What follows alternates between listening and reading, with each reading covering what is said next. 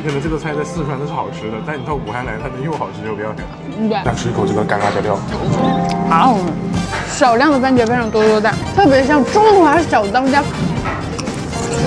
湖北的藕来，快说一句话，湖北的藕就是牛。今天我们来的地方就是万象城，哇，那也好好看呢，快给我拍一个，颜色真好看。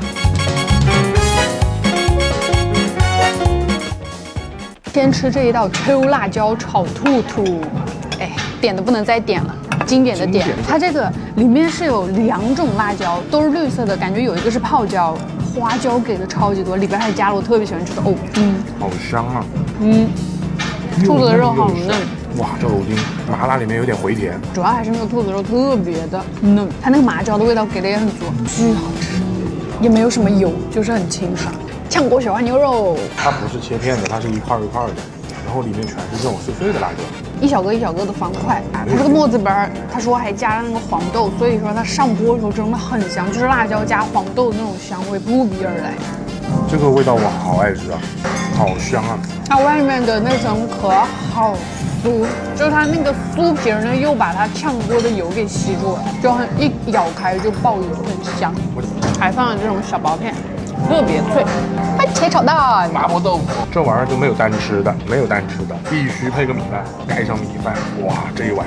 它的那个蛋特别的嫩，不是那种油煎过的。这2碗盖饭应该没有人小时候没吃过吧？我这个咸香口感好好吃，有一口你就给我尝一下。难怪我就理解你说那个蛋好嫩。家里面弄不出来这个味道，它这个麻婆豆腐拌饭真的巨香。你吃这么干净，你要比赛啊？大不了。说句实在话，我觉得他们家味道算蛮不错的，但是确实没有川渝那边那么油，我感觉有做本地的调整，很清爽的这个味道。然后麻味呢要稍比那边要少一丢丢，我觉得是我们能接受的那种程度。对，低温牛肉薄片，激动。它这个牛肉呢，真的完全透光，你透过这个牛肉，你可以看到背后的影子。它上来的时候，那个盘子都是冰冰凉的。对，上面还撒了一些这种花碎，牛肉的口感很棒，然后咬开这个花拌的酱料很香，有点精致了啊。还是那句话，武汉在这方面确实别的城市都赶不上。你看到没有，很清楚的一根一根的鸡丝儿冻，上面是血橙，然后加了一点点烧椒酱，烧椒就是川渝的特色。它层次好丰富啊，吃起来口感非常的好吃，但是那一口烧椒酱就把我们拉回了川渝。爽的。总的来说，我觉得他们家这个菜味道还是蛮正的，但是呢，没有川渝那么油。